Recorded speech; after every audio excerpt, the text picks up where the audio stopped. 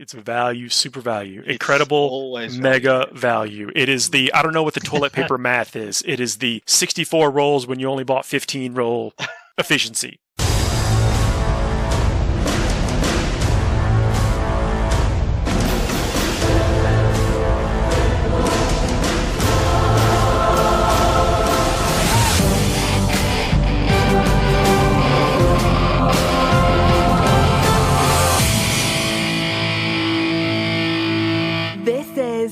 Forge the Narrative. Hey everybody, welcome to Forge the Narrative. My name is Paul, your host. We have a Battle Lost Souls podcast. I'm joined tonight by Red Powell. Hello. And Adam Camilleri. Hello. Gentlemen, welcome back to the show. Glad to be here. Me too. Yeah, so this is Orktober. Some other people are carrying the torch for the content out there. I watched a really cool tutorial today where this guy built an orc fort out of literal garbage. True It's not garbage. Random, like seemingly really random spare bits and cardboard. You know, like corrugated cardboard boxes. More power to him. That already sounds amazing. He did it really was a great job. And he said that the whole project took him about 4 hours and it looked very the size, not look similar, but the size was very similar to the Gorka Morka orc like town that came with that box, the cardboard thing that came with that. So I'll try to find the video again and post it in the show notes. But what the dude did was he made sure that there were no like 90-degree angles or real. Everything was askew, just a little bit, not enough to make models slide off. But everything was very orky and not uniform, and he even, cut out pieces of cardboard to match some of the shapes that are on the vehicles. Like the nose that's on the truck, that front grille that slots in from the top. Made a couple of those to go about his stuff, and then the orc skull like that's on the banner of the Stompa. Made a couple of those out of cardboard. This thing sounds amazing. It really is. I mean, for what it was, yeah, absolutely amazing. Do you guys ever remember? I don't know if you guys have them over there, but there was like fun houses where you walk into this room and it would be slanted, or it would seem big on one side and the same dimensions on the other, and you'd walk towards it and it would keep getting smaller. It seemed like really Wonka and stuff. I always think of like an orc room like that where the weird boy hangs out, and no one can physically fit through the door, but they all manage to fit through the door because they believe they can or something. I don't know. This is how my imagination works. I think that's very orky. Yeah, it's a fun place. Yeah, not fit for everybody. So I was doing a little poking around, doing a little research for this segment, and found some really creative stuff out there from folks. I also then you go down the rabbit hole of videos, and I found a guy who made a completely magnetized Warcry board to where he could hang it on the wall and play Warcry on his wall if you wanted to. Oh, that's awesome. No, he did. He did. There's a lot of creative folks out there. It's a great time to be in the hobby, alive in the hobby. One step closer to whatever chess game they were playing in A New Hope. One step, guys. Yep. So let's talk about the Orc Wayback Machine. So I'm going to go all the way back to Here We Go. And if I remember correctly, again, I was super early days in the hobby when Here We Go came out. It was, I think, the first hardback book that was dedicated specifically to orcs. And I think it had collections of like White Dwarf articles or something that had been out previously at the time, and then they made it into a book. I don't know that that's true, but that was something they were doing with several of the books back in the day. They published some one-off articles, finally get enough one-off articles, and then put them into a book. But the Here We Go was pretty much like your first Orc codex, but it was one of those big hardbacks, like the Chaos Tomes. Yeah.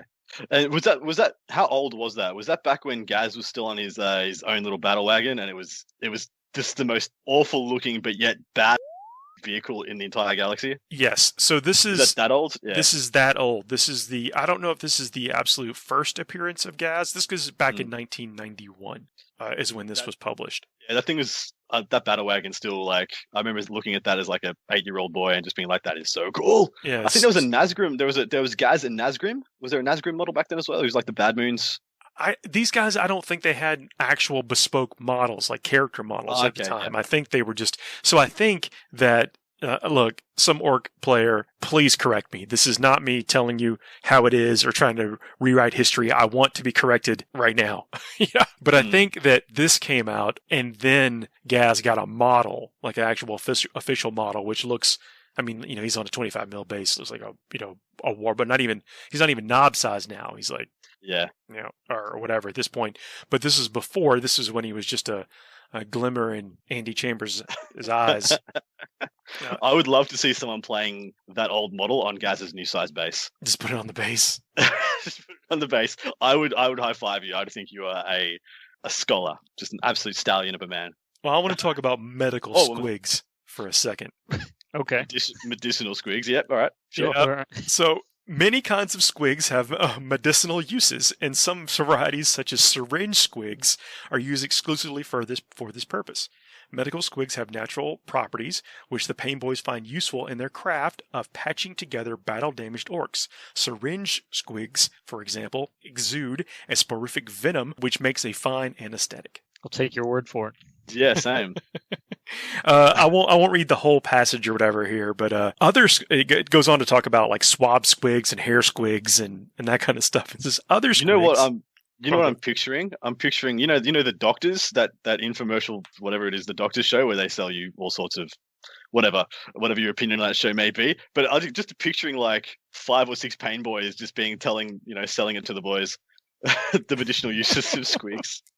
That's just fantastic. Other squigs are killed and preserved and used to make medicines. Pain Boys sometimes rear squigs in cages or bottles, but more often they dig special latrines and cultivate the various strange creatures inside. These latrines have to be specially guarded by the Pain Boy orderlies, both to prevent the squigs being stolen by rivals and to prevent any innocent orcs accidentally using a latrine without realizing.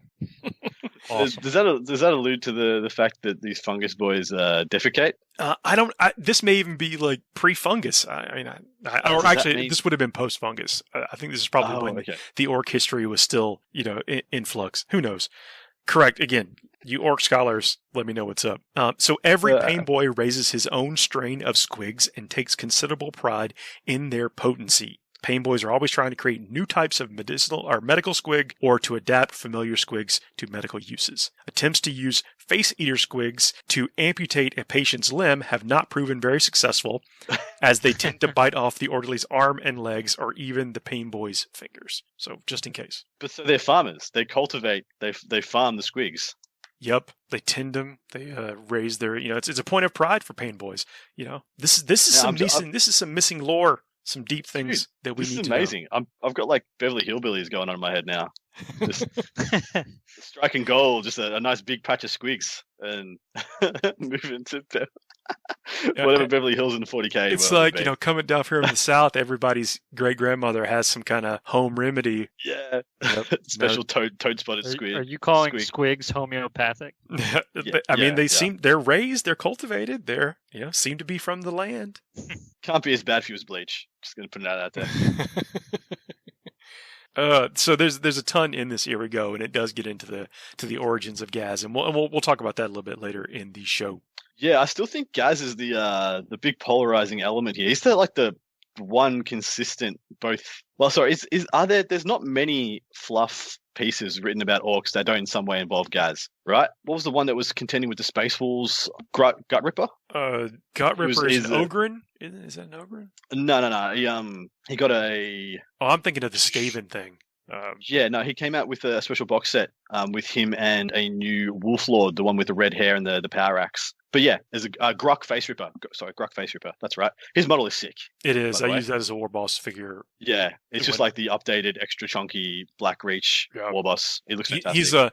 He's an easy build model, but it's really good. Agreed. But yeah, there are a few other notable fluff pieces. Like I mentioned Nazgrim. So Nazgrim is like Ghaz's 2IC, but he's really dropped off fluff-wise. Like when I was growing up and first reading my orc stuff, it was Nazgrim and it was like in every other story. You want to guess? Well, no, we'll talk about Ghaz a little bit later. But I was going to see if anybody would take a guess at what his original Wargear was. Oof. Well, that big old lobster claw. He had the adamantium skull thing, right? So we'll get there. Got to save stuff for the back half of the show. All right. Fine. Be like that. Yeah, look, I gotta leave you wanting a little bit more. We'll talk about it in this episode, though. I promise. Good-o. How you guys doing with all this new 9th edition stuff? Like, 9th edition is starting to roll out. We're getting our first couple of codexes have been out for, what, a week now? Yeah. I mean, I'm hard in the paint with Necrons, man. I've got so the Silent King is an amazing model. I have him in 14 pieces right now. Because, I mean, it's amazing. I mean, I'm sure you've seen the pictures and everything, but like to get all the detail I want behind all the different parts of it, it's not like, it's not like with Mortarion or something where like the shoulders go on, the cloak goes over and stuff like that. It's all these little, I mean, the Silent King and his 2 dudes are practically removable from the throne platform. And the throne platform itself, I've got broken up into like 12 different pieces. But anyways, I'm super excited and I'm having a blast getting these Necrons together. And some of the lists that are out there, I mean, I think it's a great time for Necrons. Again, me too. As I said last time. Silent King is a big boy. I mean, what is he, 3 times as tall as an intercessor? I mean, he's taller than that, I think, actually. Just like I'm talking about the whole base. No, I mean his actual model, like the model of the king himself. I'm standing him I up believe next to one he right is. now. No. The king, it might look like that in a picture. He is about half as tall and again than a Primaris. So he's like 150% Primaris scale. Still 150% better. No, he's probably many more times than that. But yeah, it's. I mean, he looks good. And you know what? He's got an interesting body type. So like the 2 guys next to him are very much like Necron-y looking dudes. They don't actually even look. It's pretty cool. You read the lore. They're like 2 nondescript. One's a cryptek, one's an overlord that he pulled from these like no-name dynasties essentially, and was like, you're going to be my 2 cronies riding on my throne with me. But he is his body himself. Were they cool with that? I mean, apparently they were. How would you say no? Yeah, a lot of people feel like he's like the Silent King has a lot of fake news going on because he can just essentially rewrite codes and tell you whatever he wants, supposedly. At least that's what Emotech says. But no, the Silent King's body himself, like I'm sitting here looking at it, he is, I mean, I'm putting him next to another Necron. His like leg is almost to where their head is. Like he's tall. He's a tall Necron. That's pretty cool, though. So in the fluff, you probably know a bit more than I do, but wasn't one of his last acts after sealing the Catan away and putting his people to sleep before he jettisoned himself off into the ether for his little walkabout voyage? Well, didn't he revert their programming? So he took away the programming from the Pharaons and kind of tried to give them free will again? Yeah, so he released them supposedly, like Emotech, like, and it's pretty cool. I mean, the Necron Codex does an amazing job of covering the Silent King, where a lot of times, yes. So if you looked at the 8th edition Codex of Necrons, it absolutely says, like, I went back and because I admit I was very interested in seeing if anything had changed, and really it's more that they just took the old stuff and added on, which is always appreciated to certain extents of consistency. But yeah, so he did. He proclaimed that's what he did, right? So he left and he cut the codes and he bounced. However, there's a lot of concern from those that, I mean, arguably, you'd think that their denial of the Silent King would kind of indicate that they had cut him off or that he had actually, in fact, cut them off. But in reality, like Emotech is like, well, we don't actually know that he did everything. He could have just cut it for the time as some kind of temporary deal, and he can just rewrite the codes whenever he wants or something like that. Yeah. It's very cool, very kind of vague, almost like, this far-reaching influence that he can just reach out and do that. That's pretty neat. Cool. Like he can write his own myths about himself, kind of thing. Exactly. But he is wearing isn't his cloak like the skin of a god? So he has the Satan that's trapped in his throne. That's called the Burning One. He's got a really long name that starts with an N, and his cloak is weaved out of it's essentially weaved from necrodermis or something like that. But it's so his whole throne is powered by a full blown Satan. I mean, just skin awesome of a god. stuff. That's big enough for me. He can write his own. I mean, I'd believe anything you said about him. Yeah, he can chop down 100 trees with one blow of his axe. Sure. No, I gotta tell you that I'm reading the new Indominus book, which is pretty cool because if people didn't realize, 9th edition is time traveling backwards. Indominus is set they haven't, at least in the book, like where they're at, they haven't even crossed over the Cicatrix Maledictum. They're still trying, like Gilliman's still trying to get across. So this is well before Dark Imperium. That's the big like berry that tore the Imperium in half, right? Or the exactly. So the new scar, the new warp storm kind of deal that breaks the Imperium in half, with Imperium Nihilus on one side and the Imperium Prime on the other. And so Gilliman, from Earth, right? Because at the end of Gathering Storm, he went to Earth and saw the Emperor. He decides like, hey, we got to go reunite the Empire. I've got the new Primaris Marines, right? And so all the new Primaris Marines, it's pretty cool, like some of the turmoil and convolutedness of like inserting these all new Primaris Marines into the mix of it. And but anyways, you also, it's very rare in a lot of cases, there isn't a lot of instances where the authors have actually written from the Necron side of it. And so it's pretty cool to see that. And how I'm still reading through it, but from what I've seen so far, the main character is a overlord. The main character on the Necron side is an overlord who has claims to like the biological lineage of the Silent King, which I just thought was really cool. Like that sounds good. If you think about it, like all of the overlords that you're seeing right now, for the most part, were all alive. Obviously, like there's no new Necrons coming out of anywhere, right? So they're all like these timeless beings that still have like these throwback, relationships and memories of when they were all kings and queens or whatever. Just really cool stuff that you just don't really think about, I guess, all the time. I love that a lot. Everything you just said, fantastic. Yeah, that was the best thing about the Necrons is giving that. That's what they missed. They were missing out on that personality. Like I think that them before they got this dynastic skin to them, to their lore and stuff, it didn't quite fit into 40k. Like it wasn't as, space gothic, space opera enough. Sure. And now it is. Is it ever space opera enough? Like, not for me. Question. Oh, I'm not saying it can't be more. There's still plenty of room to make it more. I'm just saying that it got up to that threshold that everything else was on. Well, and so with that, I tell you what, like so if you haven't got a chance to look at it, you go into these new codexes and they have a crusade section, right? And I've been really big on getting into this crusade stuff. I really enjoy it. And so I've started my own, I've had my own dynasty for a while, right? And I've just kind of, just like, you make your own Space Marine faction and then you can use whatever kind of rules you want to play around with or whatever. I've done that with previously I was calling them the Red Crons. But so they made a cool new map in the Necron Codex that shows where all the Necrons are.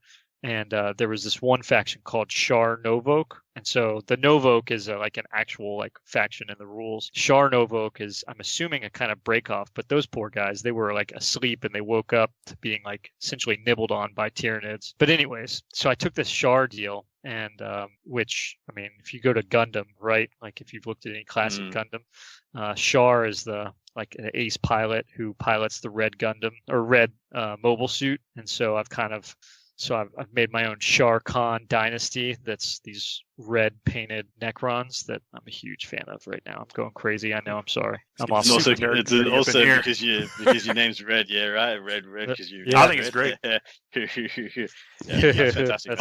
On the Silent King model, it pains me to like paint models on other models.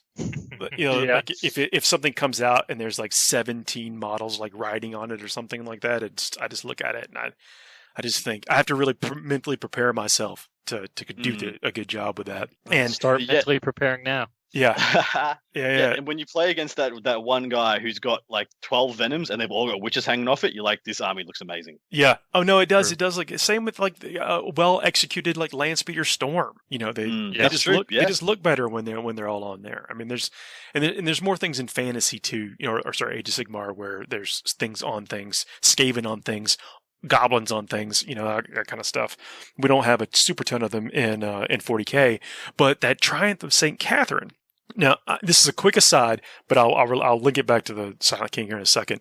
Like, if you look at Instagram stuff and Twitter stuff, and you look at people doing sweet kit bashed Sisters of Battle stuff, every time I go looking for the model, it's one of those models from the Triumph of St. Catherine, because that model has 5 or 6 really cool looking Sisters of Battle models. Sure. That you could use in and of themselves in any other situation. Like, if you were to buy 2 of those, paint up one as Triumph St. Catherine, and then turn the rest of those models into objective markers, other character models, with using just random bits or whatever, you would get more life out of that than just buying the model itself. Like if you bought 5 individual character models. Sure. And I think that you're maybe not there with the Silent King box because there's only 3 of them, but that's another way to look at this. No, you could. I mean, really, like, because I'm sitting here looking at it, like I've got the Silent. Again, I assembled the 3 models.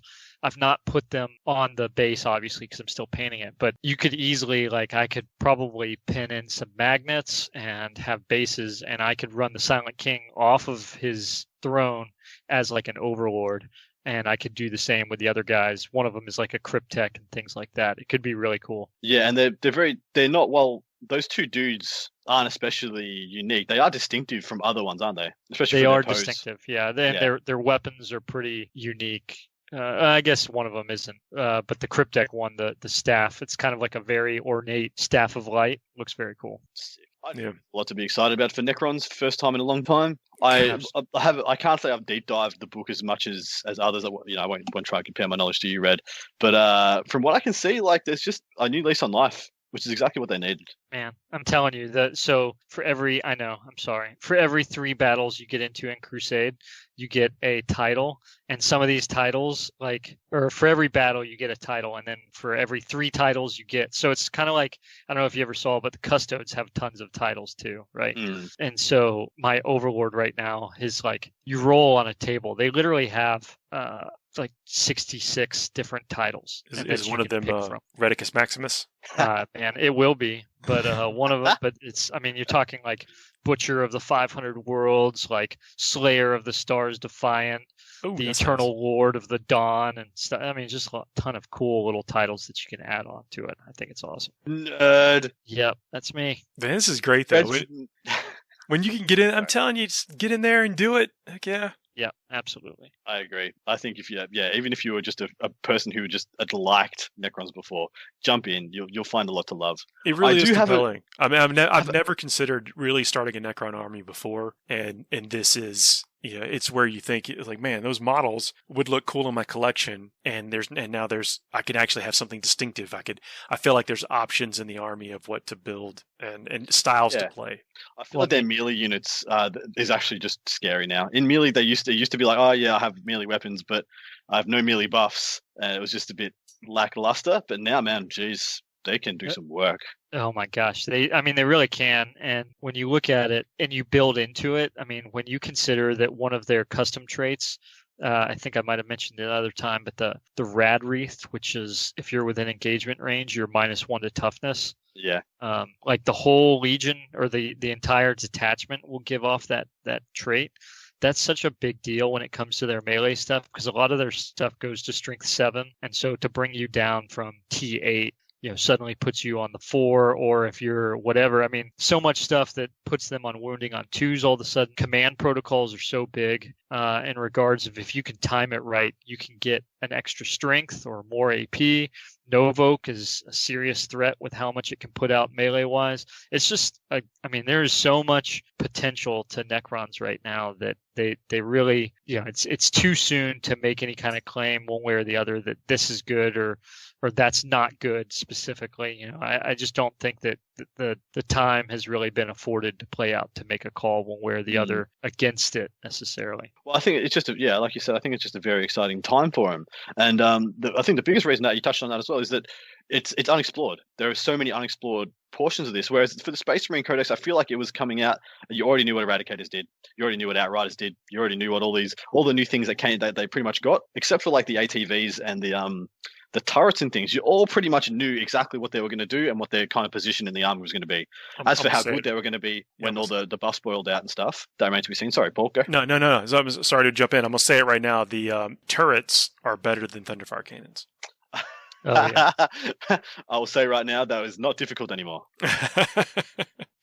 It ain't what they used to be. I'm not shedding any tears for the Thunderfires, though. They broke so many souls Yeah, they had their time. Well, I think what the cool thing about the Marine Codex now is that it's reconfiguring how everyone is thinking about their army list for their chapters. Yeah, that's very true. And some of the auto takes are not auto takes anymore, and some of the things that maybe you wished you could take before, like maybe bikes, Space Marine regular old Space Marine bikes. Look, I really rate them for Dark Angels. I really rate regular bikes. Really, and the Raven Wing stuff is so good, so good. I'm not sure. I'm hoping Black Knights become a thing just because they're sick. Yeah, but we'll see. I mean, immediately, I don't think they quite do enough. But I just wish you could take it like a Thunderhammer or something on the Sergeant or a Fist. But and that would be enough the to Corpus put them over the Hammers top. get it done. Not quite.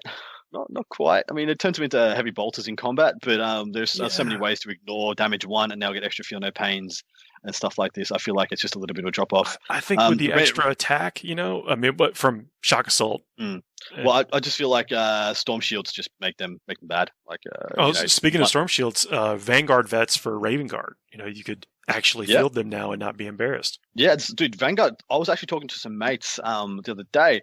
Vanguard vets for Blood Angels, just Storm Shield, Power Sword. Holy crap, that sounds strong to me now. Like strength 5 with +1 to wound and neg3, possibility of up to 5 attacks.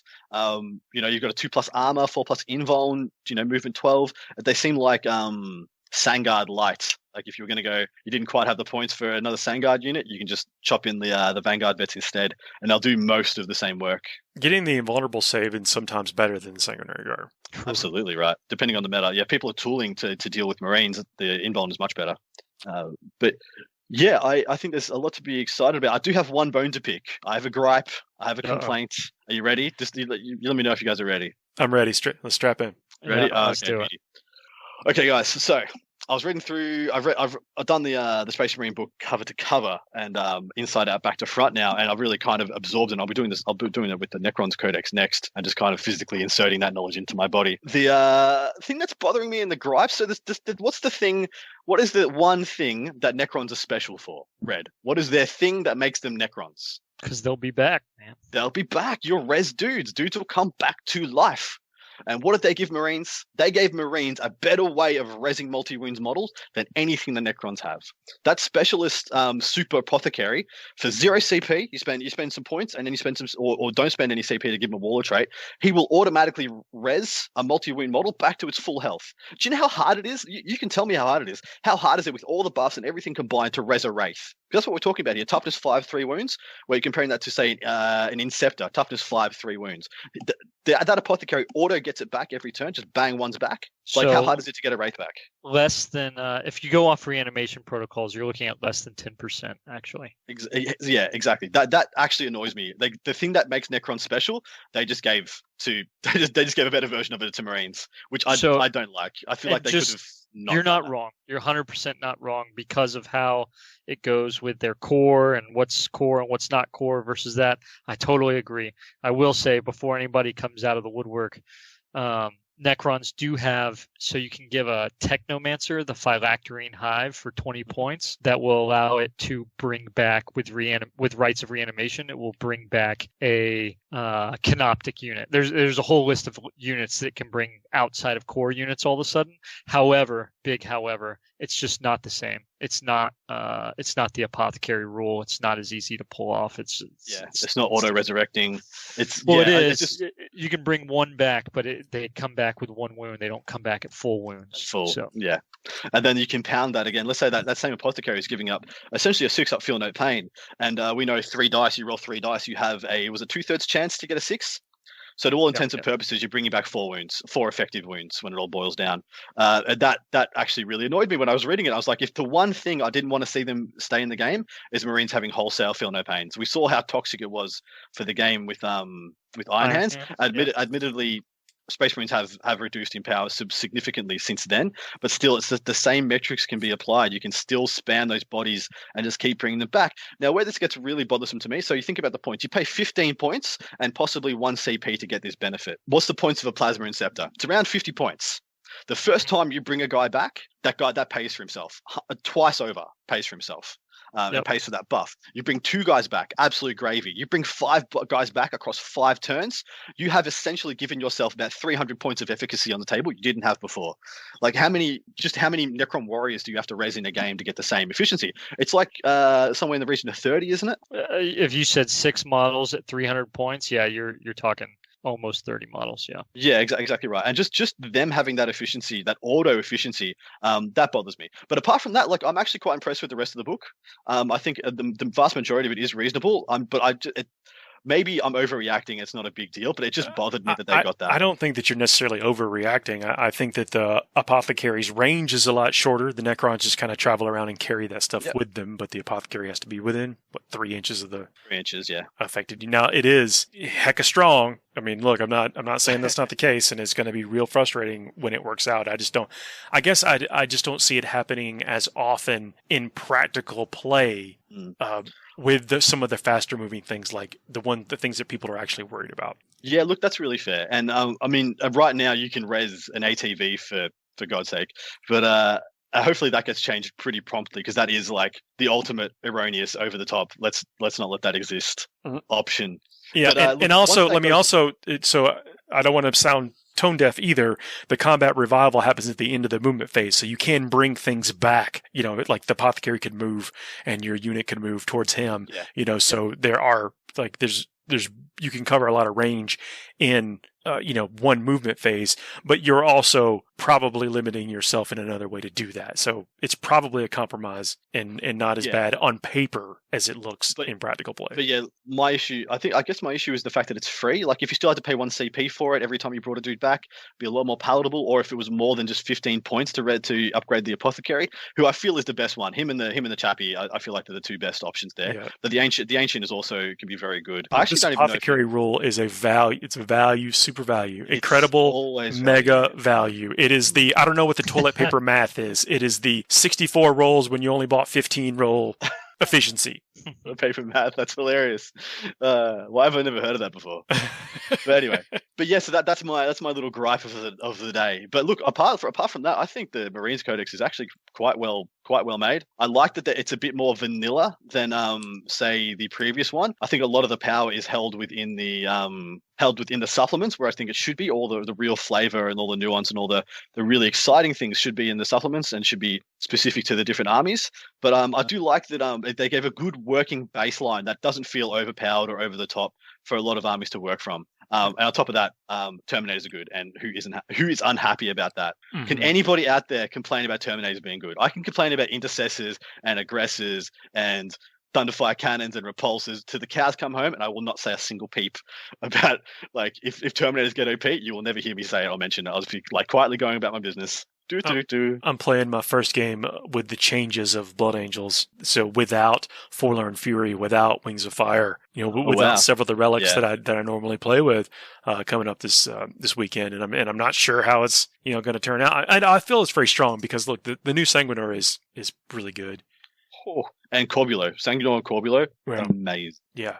Corbulo walks though, so it's again you got to kind of gear up for him, and I mean not that you can't stick him in something that helps him with that. But I mean, I think you're making army choices. Then I don't know that I'm there yet. I don't know if I'm willing to come off what my current play style is right now. But I'm going to try to mix it up some. Yeah, good, very well said. I don't think anybody should be dramatically changing. Well, if you don't have your supplement book yet, like if you're playing Death Watch or Blood Angels, I wouldn't go running out and buying a huge swathe of new army based on the things that you got in this in your little baby release. I guess it's an index essentially, but I still think there's enough to be excited about. Like I'm cracking open some unbuilt on sprue stuff I had from Dark Angels, and I'll probably be giving that a bit of a go more than I was. Like I'm actually just really excited for Ravenwing stuff. I mean, the Deathwing stuff looks like the obvious power, but man, the Ravenwing, or you just move and you get a 5-up invulnerable. That seems really good. Combined arms, I think, is going to be probably where you want to be. Yeah, I agree. I don't think you need more than that one big brick of Terminates to be your counter charge, your keep the juicies safe. But yeah, I really like just regular bikes, like with Ravenwing, just 5-up invuln on the move. Well, and when Bladeguard when Bladeguard came out, in the box set, I said I didn't like him that much. I think that 3 dudes going around with swords and basically just absorbing damage for a while was not amazing. But 6 guys, I'm a little more excited about it. Would you take 6 or would you take 5, you reckon? No, that's a great point. I was 5 guys ignoring any blast aspects, right? I think 5 is, and especially you go to like an impulsor with 5 guys, you can throw a hero in with the impulsor. I think that's a great little combo. I mean, that's a buddy of mine. He's playing Black Templar, and he's running a 5-man squad, and I'm sitting there. I want to run. I mean, so I'm running Scorpec destroyers, right, which are essentially the Indomitus reciprocation, I guess. I'm not going to say they're the same by any means, but it was an interesting little bout. So he had assault intercessors. They're behind a wall. I was fortunate enough to get my Scorpec destroyers in. They went in and cut down his assault intercessors. And then his 5 blade guard turned on my Scorpec destroyers and just annihilated them. But then for somewhat fortunate, and I admit I had quite underestimated the durability on my part, my Scorpec Lord went in there, and I had the -1 to damage Warlord trait on him. So that turned all their Mastercrafted power swords into 1 damage weapons. And then he also had the Temporal Weave, which made him toughness 7, which made it that much harder. And then they have a stratagem, which is -1 to wound when you're trying to hurt him. And so he endured quite a bit. I was quite surprised how the Scorpec Horde was able to survive that. That's a lot of stacking up. Oh my God, that's cool though. Yeah, that's awesome. One of the things I'm considering. I mean, I was thinking about Bladeguard and Impulsor. If I want to get, I guess it depends on how experimental I want to feel coming up for this game. I'd do it. I think this is the best time in the edition to experiment and just chuck it against the wall and see what sticks. Yeah, you're right. And then worst case scenario, Sanguinor just swoops in and saves him. So. Yeah, I do think 5 is the perfect number for a unit like that. That's a good call. With only 3 of them, and you could kind of just ignore them. Really, you could get away with just ignoring them. Oh yeah, cool. They're going to kill some guardsmen. I don't really care. I'll deal with them once the other big boys are dead. Because at 3 they weren't that crazy powerful, but 5 you can't ignore them anymore, man. Yeah, that's good point. Let's take a break. We'll come back. We'll talk a little bit more about this. We'll discuss Ghaz's original form, and then close out. See you in a few minutes. FTN is brought to you by Discount Games Inc. Please visit them at www.discountgamesinc.com. And don't forget to ask Jay about ways to save even more on your hobby projects. Hey everybody, we are back. I still got Adam and Red. Hello. Gentlemen, so we mentioned we were going to talk about Ghazghkull, the early generation. This may be Ghazghkull 1.0. Ghazghkull Mag Urk Thraka. Did you know his middle names were Mag and Urk? I did. I did not. So Ghazghkull is possessed of considerable cunning, and in battles tends to concentrate more on commanding his troops than most war bosses. To this end, he fights from his highly mobile battle wagon to ensure everything is going according to the plan, only joining the fun at the critical point. In combat, he favors demonstrating his psychic power and stainless steel skull up close and personal. Dang, stainless steel. Stainless steel. Yeah, they still have that in the 41st millennium. Like, that's still a sellable moniker. Stainless steel, man. The battle wagon for everybody at home is so cool. It just looks like a big go-kart. You're just going to skim past his psychic power? Dang, what is his psychic power? We'll be back. So, no, let's, okay, we'll take some guesses here. So, do you want to take a guess as to what his psychic power is? Red, what's your guess? The foot of Mork or Gork. Okay. Adam, what's yours? Big headbutt. It is Hammerhand. Wow. There you go. That's how old Hammerhand is. Jeez. Grey Knight power, huh? Yeah. That's where they learned it from.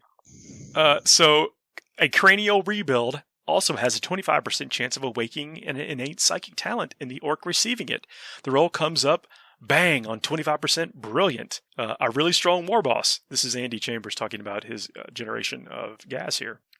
I check up to see what psychic power he's got and roll up Hammerhand. That means he can turn himself into a complete combat monster as necessary. Nice. No doubts at all as to how this orc came to power. Yeah, I mean, talk about being a prophet of the Wargear. Come on. Yeah, I'm impressed. So keeping in mind that he's a combat monster, Adam, I'll give you the first guess here. Give me an idea what you think some of his war gear is. Well, so he's got a big sword. He didn't have the fist back then, I don't think. So yeah, I think he's got like a equivalent power sword. Like it would be AP3 back in the day, if that was still a thing then. He has.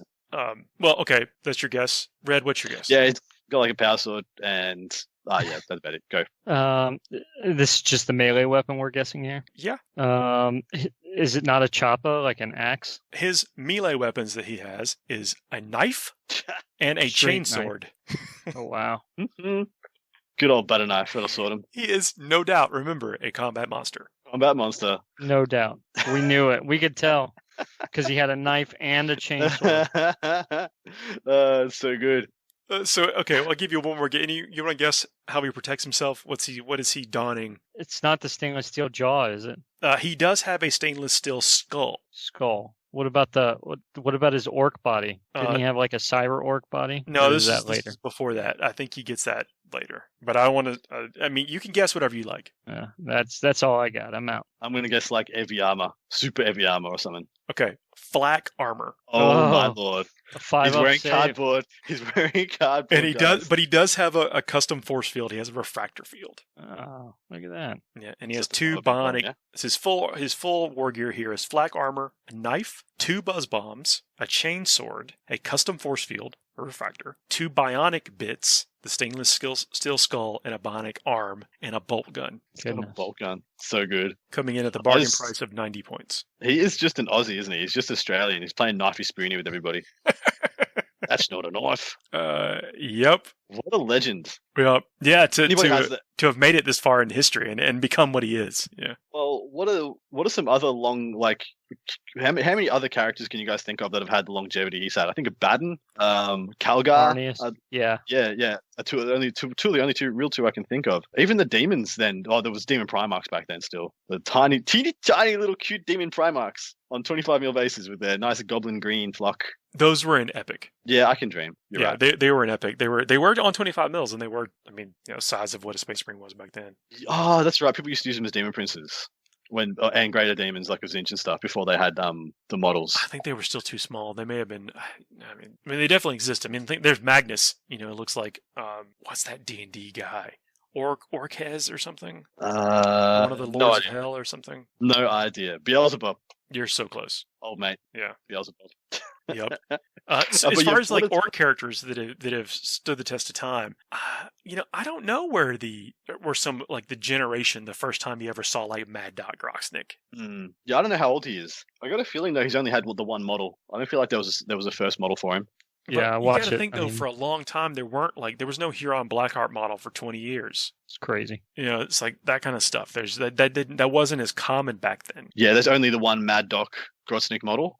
Yeah, interesting. Do you guys are there actually any legitimate models that would have been at the same age as Ghaz? Was Yarrick the same time as that first Ghaz, or was Yarrick the time of the second Ghaz? I think Yarrick is the second Ghaz when they're doing the. Yeah. I don't know if did Yarrick come from Armageddon or did he exist before that? Yeah, he did. I think the first one. He's got his big old lobster claw. Yeah, but that's because he took it from Ghaz. Literally the size of his entire body.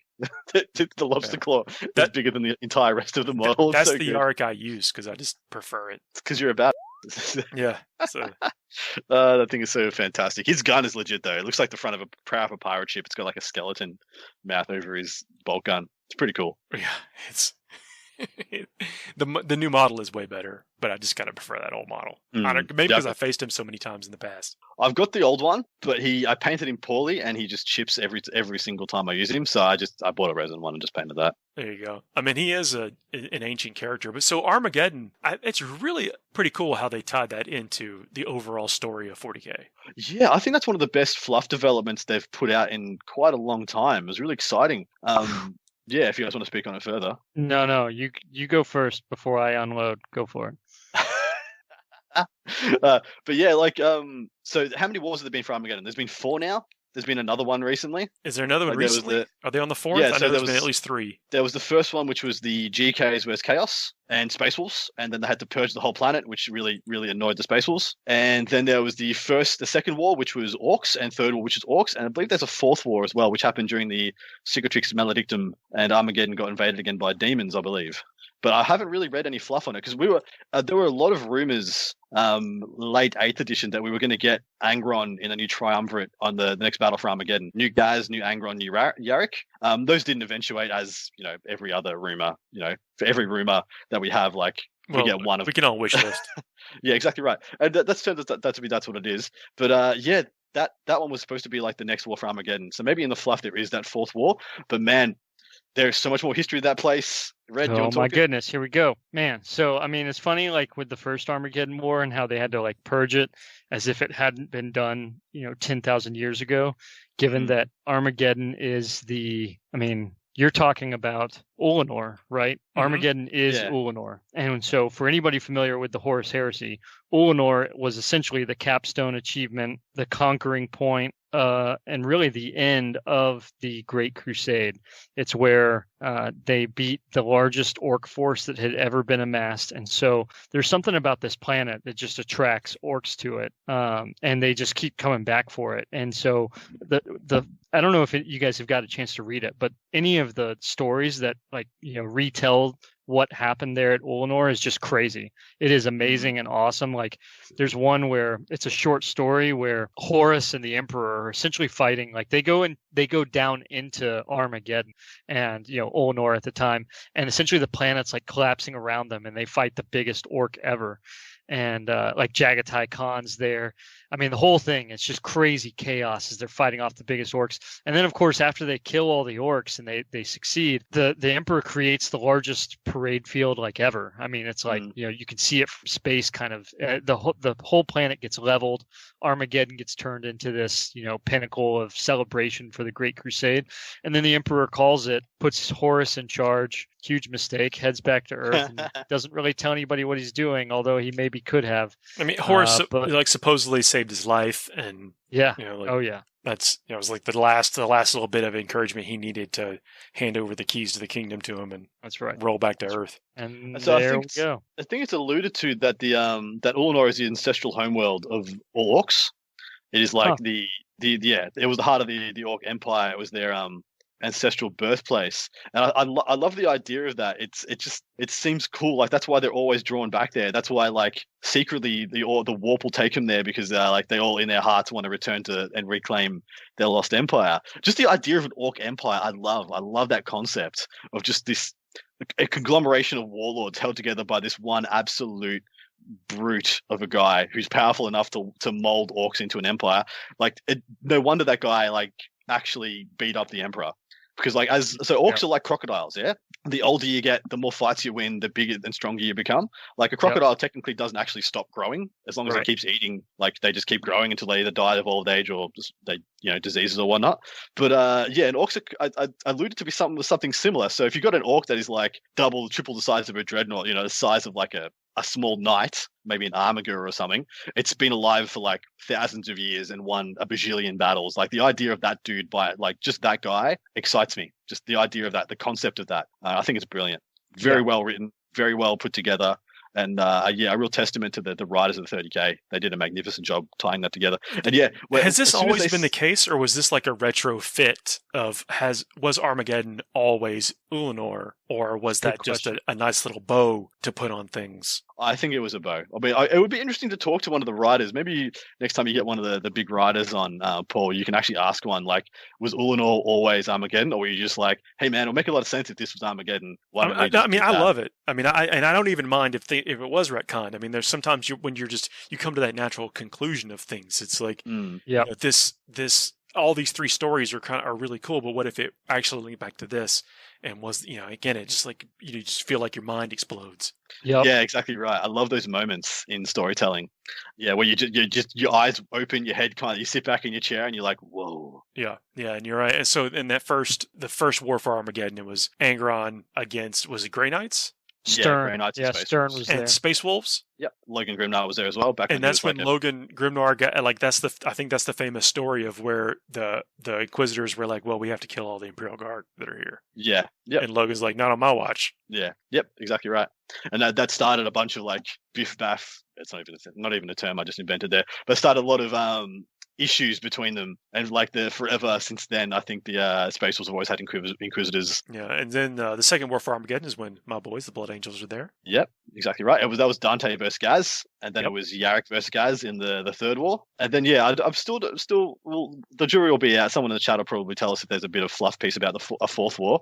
But yeah, I'm of the opinion there is a fourth war for Armageddon.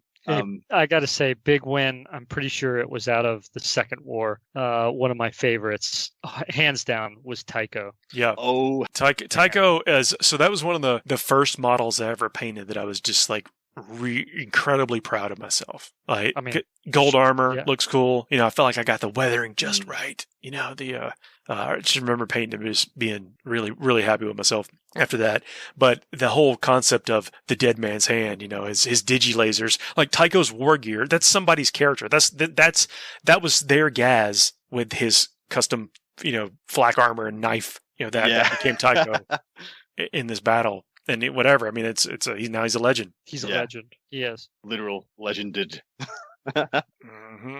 But yeah, there's a lot of those old characters. Like it actually bothers me. Like Yarrick has been pushed to the side. I mean, he is a very old man. He was a very old man at the start of that war. But I'd love to see him become a protagonist again, because it kind of annoyed me when he got superseded by like not even a chapter master, just like a captain of the Space Wolves in Ragnar. Well, and so with that, like, it's cool given how 9th edition kind of went back in time to the Indomitus stuff, because arguably in Indomitus you can position, I mean, unless Yarrick got some very extensive rejuvenate kind of treatments, it's really hard to argue that he could be, but I don't know what condition he would be at the point of Dark Imperium or Vigilus Ablaze, because it's so far forward. And I say so far, I mean, it's a couple hundred years forward with Dark Imperium. And I think that's what I kind of like about Indominus, is it takes us back a little bit. I know, like, everybody likes the story to move forward, but there's enough space with how they move forward with Dark Imperium for us to go back. Clearly, there's enough space because we can go back right to after the Gathering Storm and insert the Silent King back into it. So yeah, I do like the so I don't know how deep, and I don't want to really spoil a lot of what's going on with what the Silent King's actual plan is, why he's back, what he's doing. But it is pretty cool. It is a pretty cool bit of fluff and a bit of plan. It makes a lot of sense once you break it down and you get into the juicies. Well, and what's really cool is, have you gotten a chance to play? I know I'm going all over the place, but Armada, Battlefleet Gothic. Have you gotten a chance to play that? Not since I was no, not the computer game. So the computer game is really the second one, right? The first one's cool. The second one, they really step it up to 11. And in that you can be, I mean, there's Imperium, Chaos, Orcs, you can be them all. But the storyline, they've got even Necrons, right? And so it's actually set at like when Abaddon broke Cadia, right? Like how he did it by essentially dropping a Blackstone fortress on him. And the Necrons were kind of helping it out. And so again, going back, fast forwarding to what you were just talking about, if you pick up Psychic Awakening and what's going on in Psychic Awakening and what the Necrons are doing with the Pariah Nexus and everything, I mean, kind of there's some interesting narrative tie-ins on which direction would the Imperium actually go if they could essentially, I mean, the Pariah Nexus is bad for the Imperium, don't get me wrong. Yeah, like it's not a good thing. They're killing people off. They're still stilling people, right? Because they're quieting the psychic presence and stuff. It's doing all kinds of bad stuff. The Imperium does not want that. But if they could control it, like if they could tamper with it, I mean, there's a lot of Pandora's box kind of allusions to this. But you can just see where some of the Imperium might go in that direction. You know what I mean? It's pretty cool. The Second War for Armageddon, before we get too far away from it, was also the birth of Mephiston in the story. Oh, snap. That's right. Yeah. So one of the trivia questions is, how many models have there been for Mephiston? Two. Two? 3. 3. Wow, really? Yeah, because is it Calistaris, or is Oh, the librarian. Is the librarian from Space Hulk. Oh, snap! That's cheating. Is right. It is. It's a bit of a like. That's why I asked it kind of tongue in cheek, but that's the Calistarius is Mephiston before he became fell to the Black Rage, went into the Death Company for a bit, then was crushed by a rock, and then he woke up because you can't kill him, and then he killed a bunch of orcs and then walked back to the Imperium lines. Yeah, there you go. And now he's I got to read his book. I hear his book's pretty good. It is good. So his first book in there, it's very clear that the author does not care about 40k psychic powers. He just does what Mephiston does. Like he doesn't. Sure.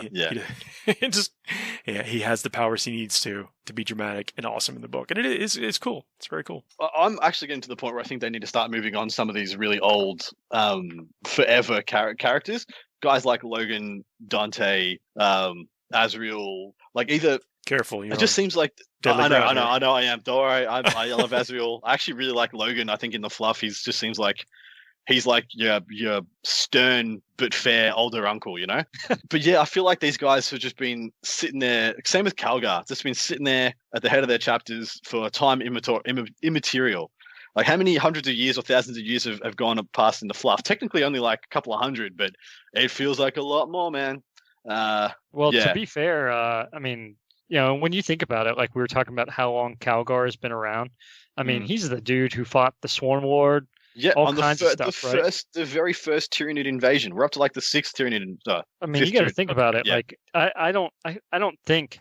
I think, given what you just said, Gilliman had never engaged the Tyranids, right? I mean, maybe, and I'm sure during the Crusade he encountered all kinds of stuff, but the Tyranids and what they did with McCrag and all this other stuff, like he hasn't done that. And if you read Dark Imperium, you're talking about like characters moving on and whatnot. I mean, Gilliman kind of gives Marnius the what for, and is like, hey man, like you've not really accomplished anything. Like he does. He talks down to him. So I don't. Yeah, let's think of it this way. Like some of these characters are like akin to like Luke Skywalker. You just don't move Luke Skywalker out of the way. I know. Yeah. You see what I'm saying? You see what I did there? Yeah, you don't do it. That's great. You don't do that. And obviously in this, I mean, obviously with actors, I'm not taking us off on that tangent. I just wanted, again, slightly funny, but these characters in print, these like the person coming into the hobby today has not had to exist through 3 epochs of their existence. Like you were a young boy and then an adolescent and now you're an old man. It's like coming into, if you came into the hobby yesterday, you're still enraptured by Azrael. Yeah. That is fair. But so what I guess I'm getting at is the guys like Yarrick who have essentially feels like they've slipped into absolute obscurity. I would much rather him have a definitive and just ending to his story rather than him just drop off and be neglected and ignored. And I'd much rather him, walk off into the sunset or die heroically in some, amazing battlefield rather than him just kind of disappear from the fluff. So you mean story-wise that jumping 200 years in the future and they didn't tie up some of these things? Yeah, they don't need to discontinue the models or stop writing their rules, but just give me some kind of definitive thing. Tell me what they're doing. I mean, some of them they have told you what they're doing, but if you're not going to write fluff for them, give them an ending. Give us like a definitive. This is a thing that's happening for him. Like, I mean, there's a whole lot of fluff you can write for Dante at the moment. He's essentially the ruler of half the galaxy. Imperium Nihilus is essentially his domain. He's like the head honcho on that side of the Imperium. He could be doing amazing, awesome fluffy stuff. But yeah, we'll see. With some of the characters, them being alive in the story did not preclude them from being in the rules. And as a matter of fact, some of them were dead. And like one of the tenets of the game was like you could be playing this in this 10,000 year span, you could be playing at any point in time. And so you could be using a character who's dead in the story right now, but in your game, they're alive. Like Lysander. Lysander, I think it teleported inside of a rock and died. The fridge. There were a couple, and maybe he didn't die, maybe he made it out, but I don't. I know for a fact that there were several named characters in the books that were dead in the story, but yeah, you can still play them in your games. Yeah, I think that's fine. There's no problems there. But I don't know. It feels like the story is moving on, but it's not. I don't feel like a lot of times it's doing justice to what it was before. Yeah, and that's just my nostalgia talking. No, that's a feel free to disregard this. Yeah, no, I mean, I can get behind you on that. I mean, because you want to feel like some of these characters that got us here in this story or whatever, you feel like the characters are due some type of just conclusion or continuation. Yeah, either way. Well, so I was really annoyed with G-Dub during the Gathering Storm when Abaddon was fighting against not Gathering Storm, Vigilus. Abaddon was fighting against Calgar. I'm like, oh, cool, they're actually going to make a crazy cool fluff piece, and Abaddon's going to kill somebody. He's actually going to finally kill someone important. It's going to be a thing. It's not going to be Foul Abaddon anymore, who just rocks up, fails to kill anybody, and gets defeated. And just as he's beat the absolute out of Calgar, destroyed him on every level, and he's about to finish him off and has to teleport out. And I'm like, God, G-Dub, why did you fail so horrifically? Don't write yourself into an unsatisfying position, because that was an unsatisfying position. They're going to steal his ship, man. Yeah, they were going to steal his ship. He couldn't just literally just stab Calgar in the heart before he TPs out. Like he's already beat him to death, and he essentially, you feel like he's just been playing with him. And instead of finishing his meal, he's just like, "Oh well, I guess I'll leave, guys." And no spoilers, but we are talking about lore, and we don't talk about it enough on this show. We are all lore junkies, and absolutely. And Abaddon gets his due, man. I mean, I shouldn't say they get a just writing, like all this stuff where, because you hear about Primarchs bending the knee to him and offering to serve in the name of chaos and that kind of stuff. And there's a few scenes in the Siege of Terra where he is not afraid to be large and in charge. Yeah, well, there are some. I think he is still, more than a lot of others, he's still embodied at that time during the Siege of Terra and things like that. He still embodied what it was to be an Astartes, what it was to be a warrior, he wasn't fully corrupt at that point. And in fact, he wasn't fully corrupt until he got the sword. Until he got Dracnian, he wasn't fully like chaos through and through. He was like, I'm here for my warriors, my people, and for like undoing the injustices we feel like we've been done. And part of it, like I know what I'm talking about, like is that he just wants to be Horus in Horus's spot once he sees Horus seemingly slipping in his mind, kind of thing. Well, so there was the fight. Sorry, this is big foreshadowing, but there was a big battle between Space Wolves and Sons of Horus, in which a fight happened between the Lion and Horus. And after that fight, a lot of other guys in the Legion had to step up. And when Abaddon stepped up, then I feel like they wrote themselves to feeling like, hey, he was like, hey, I can do this. Cool, I can be a legitimate leader. I can be the head honcho leader rather than just the second in command. Yeah, I've never been a fan of Abaddon. I mean, I don't mind saying that. I mean, and part of it is because I'm a Blood Angel player, and if you played during second edition, you hated Abaddon. You actually had rules for it. You had rules where you hated him. Yeah, you still do. You did in your codex. Yeah, you got extra attacks on a 4+ against Black Legion. Yeah. But I think guys from our generation, and we're all somewhere around the same age, we grew up with just endless books of Abaddon's failures, and so I feel like it's hard for me to love Abaddon. 30k Abaddon, absolutely. I think he's awesome. 40k Abaddon, I'm just like, what have you done for me lately? I've changed my mind though. I've appreciated the character that he existed, and then reading ADB's 31k Black Legion books, you get this. They're incredibly well written. Oh my god, I love those are two of my favorite books. And then some of these scenes in the Siege of Terra, I mean, it's like this. He deserves it. Like he's struggling. He's punching above his weight. He is a mortal on the cusp of an immortal's world, and he's doing better than some of the immortals. Yeah. Hands down. Like the Fall to Chaos. People think the Fall to Chaos happened after the Siege of Terra. No. Read those books. They were well and truly gone by the time they rocked up there. And some of the guys like Abaddon, his ilk, were looking at them and being like, I'd rather stay the way I am and not end up being an absolute lunatic. Like they had to send Perturabo to go and find the World Eaters, because they're just like during the Horus Heresy, they just kind of fell to corn and dropped off the face of the earth, and it's like hanging out at a random world, just killing each other. They're just hanging out, killing each other, non-stop butchery. And so Perturabo was there. It's like Horus is like, please go save them from themselves, and like we actually kind of need them. And yeah, that stuff is both amusing and like terrifying to think. Oh, we've gone way down a rabbit hole. Thanks, y'all, for listening. Damn fun. And yeah, hey, this is why we play. It's why we do this, because it's all stories are great, models are great. Oh, you wouldn't even know how good we have it with models. Like, spend a little bit of time putting together and painting models from another company. You will run back to your what's the fiddliest models in the game right now? Non-Forge World. Yeah. Dark Eldar witches or something. You will run. Yeah. Back to wanting to paint them opposed to any other model out there for another company. I think the AdMech spindly bird boys are now my new, like, they will turn to dust. Kit Nemesis. Kit Nemesis, that's right. I told you guys I've got like 20 Ruststalkers and Infiltrators, and I played with them solid. I took them to a bunch of events. I even got some podiums using them in 7th edition. Every time I used them, I'd come home and they would just be in pieces, just in multiple pieces. Half of them would be off their bases. Half of them have their little spindly arms, all those cord claws just fallen off, ripped off. And I'd be like, oh, yep, back to pinning. Another 2 hours of pinning so I can play them at the next event. But yeah. Good times, man. Well, Red, Adam, that's our show. It's been a blast. What a variety. We went from me complaining about rules to me complaining about fluff. Good times. You've really shown some range here. That's right. My depth. Thank you guys for indulging me. Let me go on my little trains. We'll see everybody next week. Cathartic. See ya.